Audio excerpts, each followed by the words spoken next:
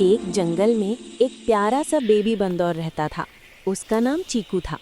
चीकू बहुत शरारती था, लेकिन दिल का बहुत अच्छा था। रोज सुबह वो अपनी माँ के साथ पेड़ों पर खेलता और फलों को तोड़ता। एक दिन चीकू जंगल में भटक गया। उसे डर लगने लगा। तब उसने अपनी अकल लगाई और पक्षियों की आवाज़ फॉलो की। थोड़ी देर बाद उसे अपनी माँ मिल गई। माँ ने उसे गले लगा लिया। उस दिन चीकू ने सीखा कि हमेशा ध्यान से रहना चाहिए और माँ की बात सुननी चाहिए।